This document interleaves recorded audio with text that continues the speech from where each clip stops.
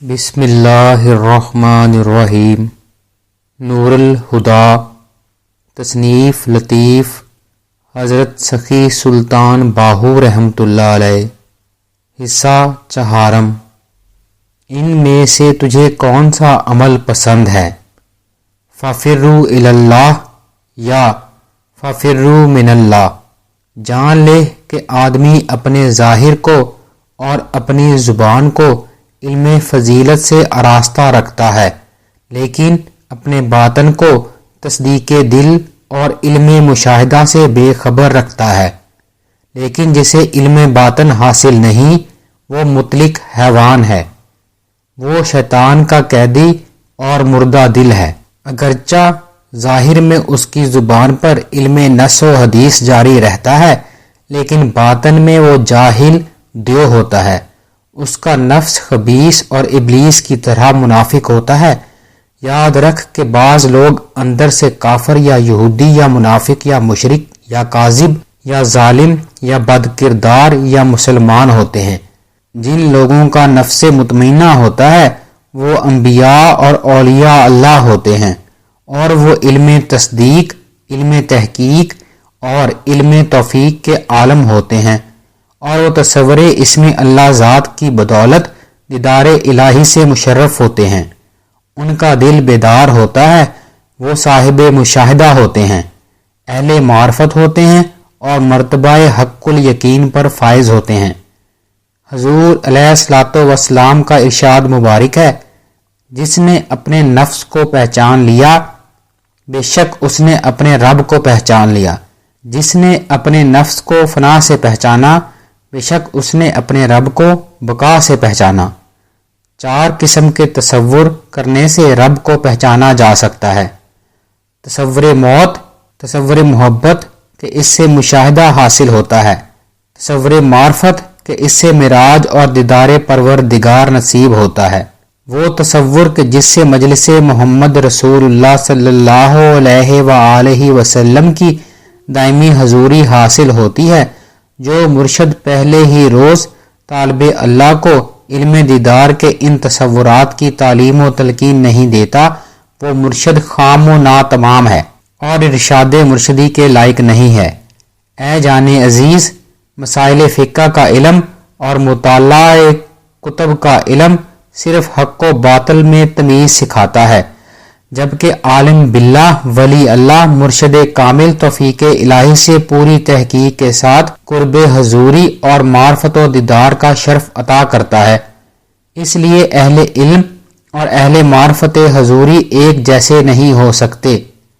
یاد رہے کہ محبت الہی فرض ہے، ترک دنیا سنت ہے، ترک نفس مستحب ہے اور شیطان کی مخالفت واجب ہے۔ یہی وہ علم ہے جس کے متعلق حضور علیہ الصلوۃ والسلام نے فرمایا، علم کا حاصل کرنا ہر مسلمان مرد و عورت پر فرض ہے، اور یہی وہ علم ہے جس کے متعلق فرمایا گیا ہے، علم والوں کے درجات ہیں۔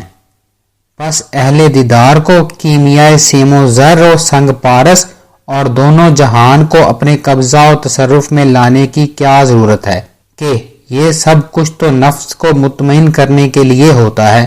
ناقص مرشد طالب کو خلوت میں بٹھا کر ریاضت چلا کرواتا ہے، لیکن کامل مرشد تصور اسم اللہ ذات کی حاضرات کے ذریعے طالب اللہ کے وجود کے ساتوں اندام کو سر سے پاؤں تک اس طرح پاک کر دیتا ہے کہ اسے زندگی بھر مجاہدہ اور ریاضت کی حاجت نہیں رہتی، اور وہ مشاہدہ حضوری و دیدار میں اس طرح غرق ہو جاتا ہے کہ دونوں جہان کی خواہشات سے ہاتھ اٹھا لیتا ہے۔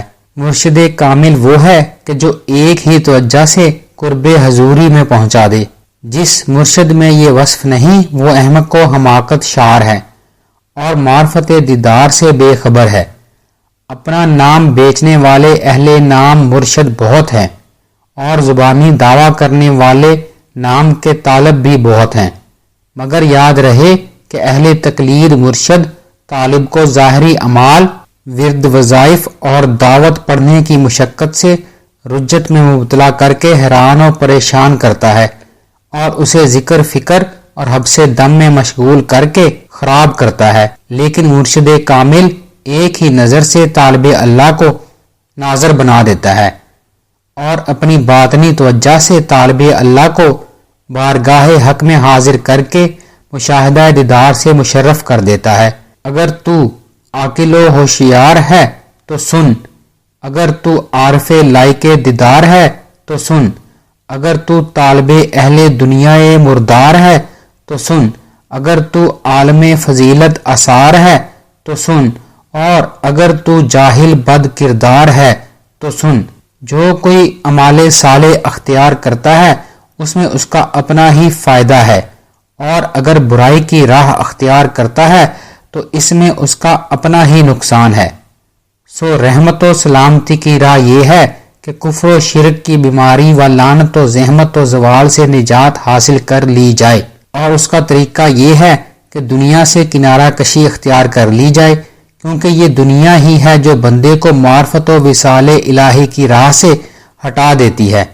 جو طالب اللہ شروع ہی میں تمام دنیا کو جمع کر کے اپنے قبضہ و تصرف میں نہیں لے آتا اور اس کا دل تمام دنیا سے سیر نہیں ہو جاتا، وہ احمق ہے کہ فقر و معرفت کی راہ میں قدم رکھتا ہے۔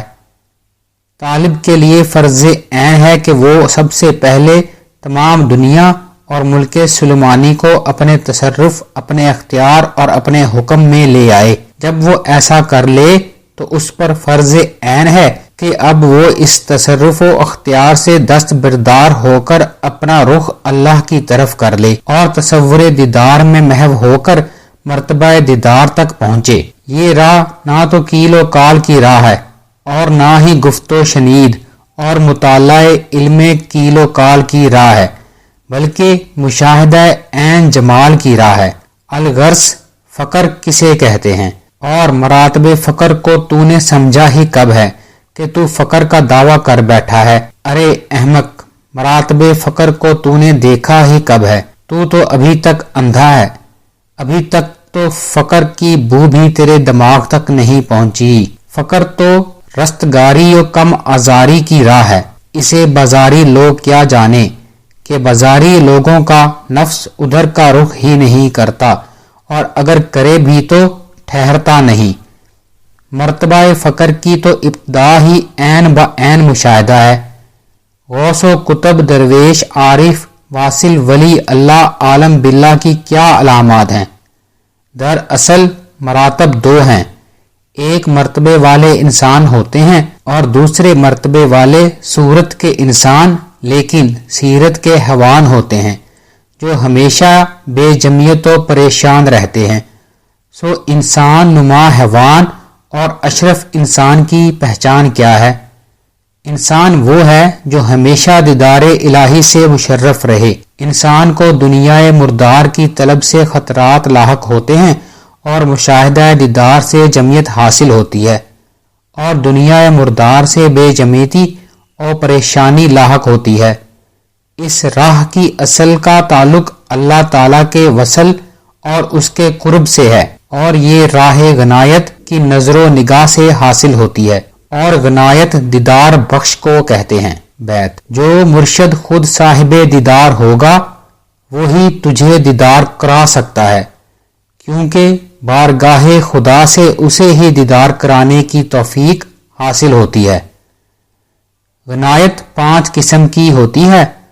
اس شخص کو غنی مطلق کہتے ہیں جسے 5 قسم کی غنایت اور 5 قسم کے خزانوں پر تصرف حاصل ہو، اور وہ انہیں اپنے زیر عمل رکھتا ہو اور ان سے ہر قسم کی نعمت و دولت حاصل کرتا رہتا ہو۔ ایسے شخص کو دونوں جہان کی زندگی حاصل ہوتی ہے۔ وہ کبھی مرتا نہیں کہ اس نے خود کو خدا کے سپرد کر رکھا ہوتا ہے۔ فرمان الہی ہے، اور میں اپنا معاملہ اللہ کے سپرد کرتا ہوں کہ بے شک وہ اپنے بندوں کی نگہداشت کرتا ہے۔ جمیت و ہدایت سے لبریز 5 گنجے غنایت یہ ہیں۔ پہلا مرتبہ غنایت یہ ہے کہ صاحب تصور جب خاک پر نظر کرے تو اس کی نظر سے خاک سیم و زر بن جائے، کیونکہ صاحب نظر کی نگاہ میں مٹی اور سونا برابر ہوتے ہیں۔ غنایت کا یہ مرتبہ توفیق ہدایت سے حاصل ہوتا ہے۔ غنایت کا دوسرا مرتبہ دعوت قبور میں ایسا عامل کامل ہونا ہے کہ صاحب تصور جب چاہے تصور اسم اللہ ذات کی حاضرات سے کل مخلوقات کو حاضر کر کے جو چاہے ان سے حاصل کر لے۔ غنایت کا یہ مرتبہ تحقیق ہدایت سے حاصل ہوتا ہے۔ غنایت کا تیسرا مرتبہ یہ ہے کہ صاحب تصور اپنی آنکھوں کو تصور اسم اللہ ذات کے ذریعے اتنا روشن کر لے کہ پہاڑ سے سنگ پارس دیکھ کر اٹھا لائے اور جتنا چاہے اس سے مفاد حاصل کرے اور اسے کسی کے آگے ہاتھ پھیلانے کی حاجت نہ رہے۔ غنایت کا یہ مرتبہ تصدیق ہدایت سے حاصل ہوتا ہے۔ غنایت کا چوتھا مرتبہ یہ ہے کہ صاحب تصور علم تکثیر کی قوت سے علم کیمیائے اکثیر کو اپنے تصرف میں لے آئے۔ غنایت کا یہ مرتبہ خالص تصدیق ہدایت سے حاصل ہوتا ہے۔ غنایت کا پانچواں مرتبہ یہ ہے کہ صاحب تصور کی چشم بصیرت کھل جائے اور زیر زمین اللہ تعالیٰ کے جتنے غیبی خزانے موجود ہیں اسے نظر آنے لگیں اور کوئی چیز اس سے مخفی نہ رہے۔ غنایت کا یہ مرتبہ بھی تصدیق ہدایت سے نصیب ہوتا ہے۔ جو مرشد طالب اللہ کو یہ 5 خزانے پہلے ہی روز عطا نہیں کر سکتا وہ احمق ہے کہ مرشد ہونے کا دعویٰ کرتا ہے۔ ابیات: طالب احمد مجتبیٰ صلی اللہ علیہ وآلہ وسلم صفات احمدی صلی اللہ علیہ وآلہ وسلم سے متصف ہوتا ہے اور پہلے ہی دن اسے معرفت حق تعالی نصیب ہو جاتی ہے۔ طالب عیسیٰ علیہ السلام عیسیٰ صفت ہوتا ہے کہ اہل معرفت ہونے کی بدولت مردے کو زندہ کر سکتا ہے۔ کم باذن اللہ آواز راز ہے، لیکن غرق فنا فی اللہ فقیر ایسے ذکر فکر سے بے نیاز رہتا ہے۔ راہ فقر، راہ معرفت، راہ دیدار، راہ ولایت، راہ ہدایت اور راہ جمعیت، یہ تمام راہیں مرتبہ غنایت سے کھلتی ہیں۔